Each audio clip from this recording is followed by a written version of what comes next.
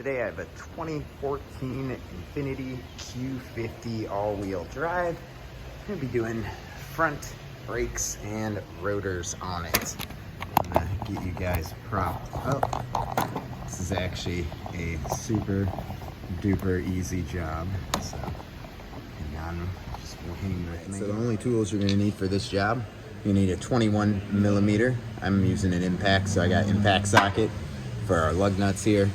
You're gonna need a 14 millimeter for the caliper bolts. They'll be like right over here. And then you're gonna need a 22 millimeter for the caliper bracket bolts. So, long story short, I'll get you all set up here as close as I can. And we'll just get started on this guy.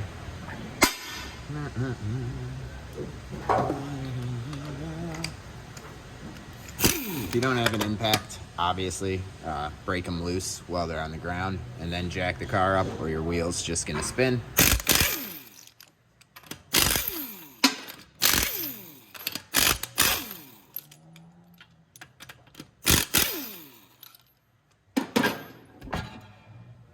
Set it aside for 1 second.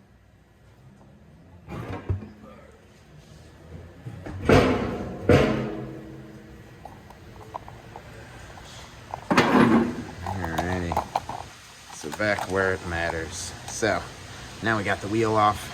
Our first job is going to be these caliper bracket bolts here. Let me get my coat off so I'm not in your way. But as you can see, got a caliper bracket here and a caliper bolt over here. These are going to be 12 or 14 mils.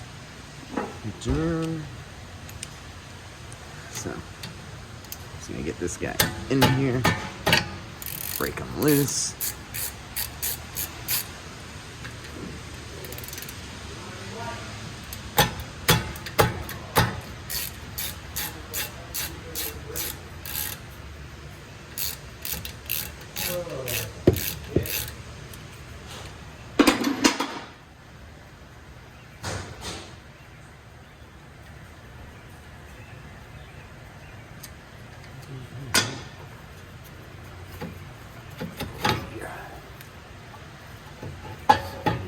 Here for now.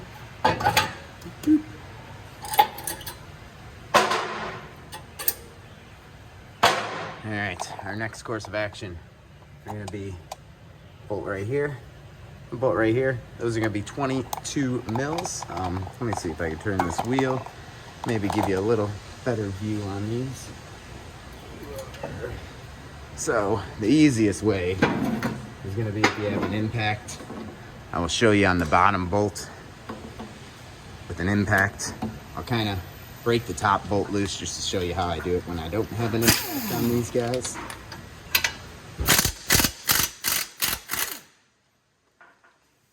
All right, so for the top bolt here, if I do not have an impact, typically, I'm just gonna put it on here with a wrench. I'm gonna take it out here and hit it.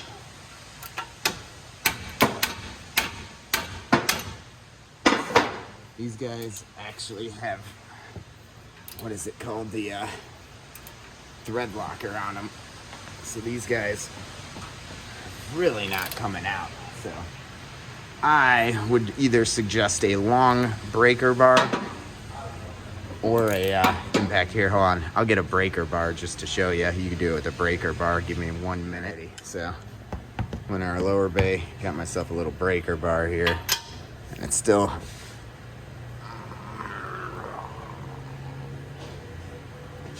man, I hate when they put thread locker on bolts. Jesus. Oy, ay, ay. They want you to struggle sometimes. But as you can see, now we got that loose. I can use my wrench on it. But you can see the blue on these bolts. It's thread locker, and I don't know, Nissan just paints the living crap out of their stuff with thread locker for some reason. I don't know why. way more of a struggle. I'm like, normally you break these bolts loose and they just come right out. But this, I want you to struggle every turn.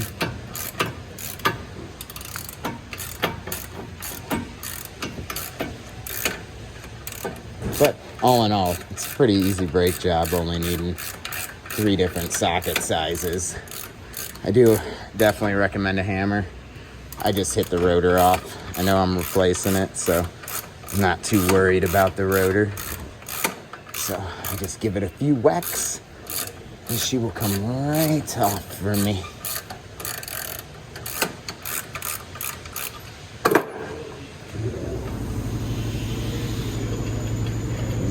You see, I mean, they paint the crap out of them with Red Locker. I really don't understand why.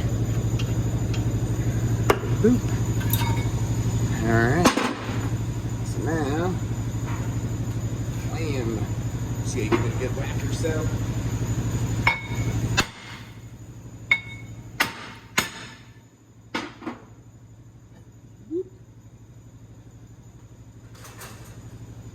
Alrighty, so there's, thing just broke on me. There's the full removal there. So now I'm gonna put the new pads on. Give you part numbers if you want to see. So we got some Duralast pads. There's part number on them pads. And then we've got our Duralast rotors with our part number right there. I'm gonna take the rotors out, spray them down with brake cleaner because they always put like an oil on there from the factory so they don't rust. So I gotta clean those off real nice, and then I'll be right back and we'll put it together. So before we put the caliper and rotors and everything on and clean everything, I'm gonna show you the brake hardware. Is probably one of the trickiest brake hardware I've seen. So I'm just gonna show you how to do it. When you see it, it's gonna have this spring in there. It's gonna look very tricky. So all you're gonna do is you're gonna take this spring. You can kind of see there's a slot in here. I'm gonna put it on that slot. Then I'm gonna pull it over this guy. And then you just pull that guy down and clip them in. And that's it. All it's gonna do is the pad is gonna be held on there and it's gonna pull tension off of the pad so your brakes don't rub. So sorry, it's very difficult doing this looking through the camera lens. So it is honestly a lot easier than it's looking like. I just can't see what I'm doing. So it's definitely difficult through a camera lens, but there you go. There's both of them. I'm gonna do the other one real quick for you here. Boom. And put you in. And boom. There you go. And then they're all built for that side. But that is probably the most confusing part of this job. So figured I'd knock that one out, show you how to do that, because I'm just gonna skip by it when I'm putting things together. So I'll be right back. We're gonna do our cleaning of the caliper, and then we'll put you back up. Alrighty, so as you can see, we're just gonna do a quick spray down. Ooh. That was not the right direction at all.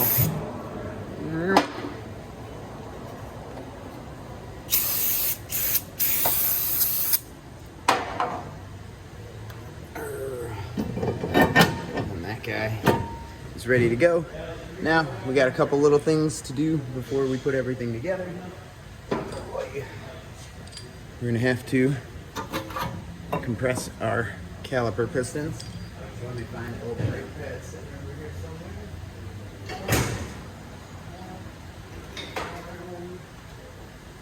It's nice when you got a whole bucket full of crap to do. So you can use this expander tool I have. They're pretty cheap. You get one at like Harbor Freight or pretty much anywhere. Or you can just use a C-clamp and literally put the C-clamp here and then the other end here and just tighten it. Either way works totally fine. But you're just gonna spin this guy in until it bottoms out. Just because this is dual piston, I'm pushing it from this side and then I'm gonna push it from the other side just to make sure everything is perfect. Boop. And there's all that. So I'm gonna set him back down. We'll go. Got a little bit on there. So now I'm gonna break down to this guy. So we got our old caliper bracket, taking off those. And I always grease my slides. I don't know. I don't trust old grease. It might be great, it might not be, but anytime I do a brake job, I grease those slides again. Just a smart way of doing it.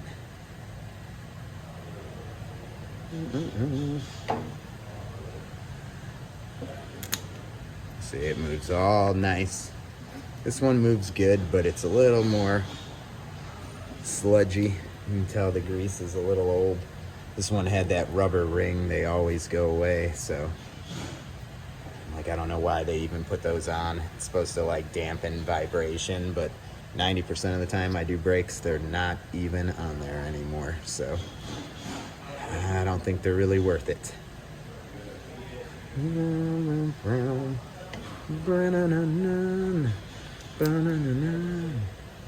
Now, got them awesome clips that we made.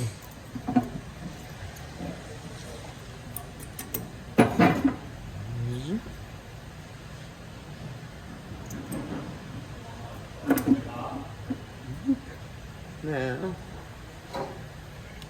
when putting your pads in, your wear indicator should always be the inside pad. So yeah, it's gonna always be on this side here, not on this side. And you're always gonna want the indicator towards the back of the vehicle. It's just the way it drags. In order to make the noise, you want it to drag that way, or drag that way, not that way as much, because it's just gonna spread it off. So that's the way they design it, like that. Now, it's pretty simple. When you're putting this in, you see we got our little springs, and you're ideally just gonna wanna get the spring in that pad.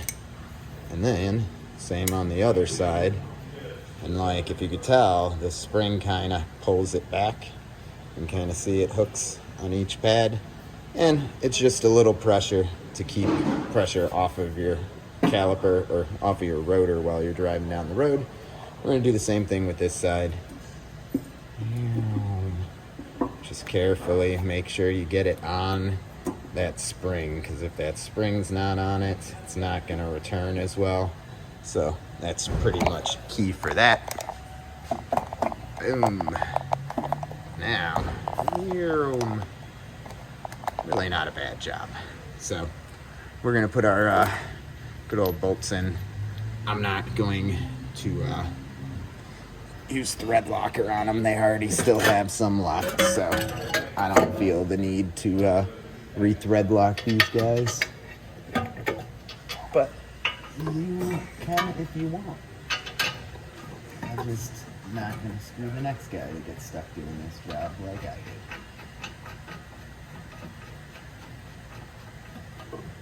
did. Zoop.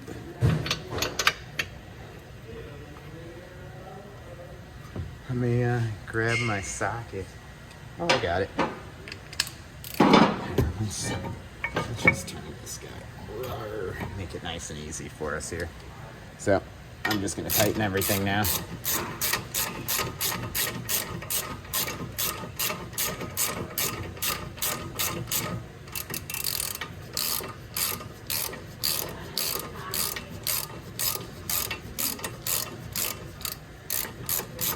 Man, that's a long bolt. I'm gonna make this video so long, just tightening these things. There we go. Alright, sorry for hitting you there.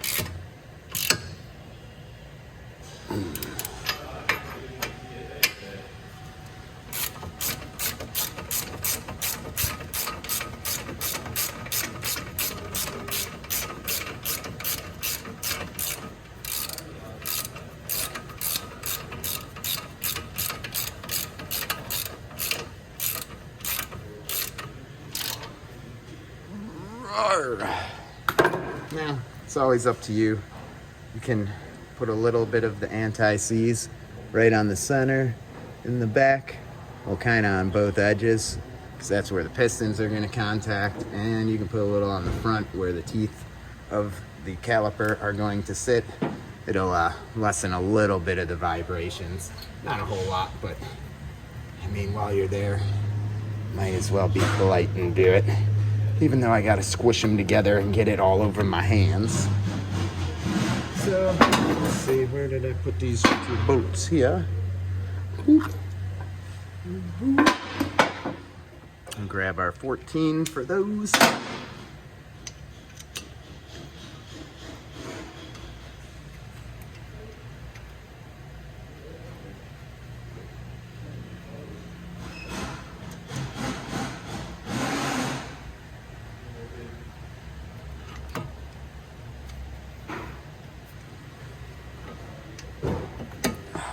You piece of shit.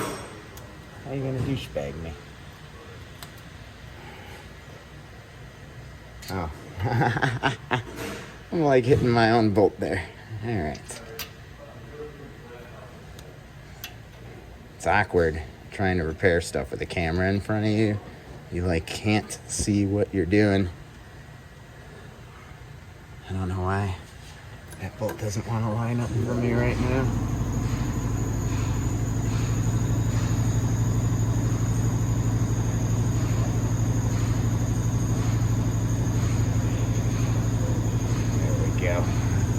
It's just sitting a little weird angled.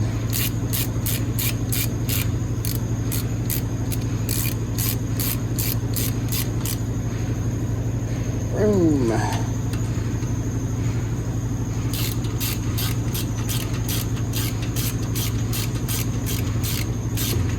Being an import, I'm going to torque these wheels to 80 foot-pounds, but as you can see, our brakes are now done. All I got left is to put the wheels on, and then we'll take it for a spin. I like to stop about 5 or 6 times before I give it back to the customer. Just make sure all the pads are worn in so they're not going to get any scratching when they get in the car. And I'll be right back. We'll go for a little test drive, and then we'll call it a day. All right, once you get in your car, remember, you always want to pump that brake up a few times after you compress the caliper. It's gonna go straight to the floor a few times, so just push that guy until it feels good. And then, oh man, this thing's hybrid. I didn't expect that shit. I was waiting for the engine to start. But we'll take this guy for a little cruise. We're in energy flow mode. That's cool. I think the brakes actually charge the system for these. Not sure if it's just Toyota, but so. I'm gonna have to roll up that window. But I pretty much just take it for like a 2-minute drive around. Oh man, I don't speak Spanish. But we're just gonna kind of cruise, come to a full stop like 4 or 5 times. Oh man, these brakes feel awesome. It's nice repairing cars for a living because you actually get to see the progress and things that you do. Like this car stopped like total shit, and now the pedal feels great and she stops really good.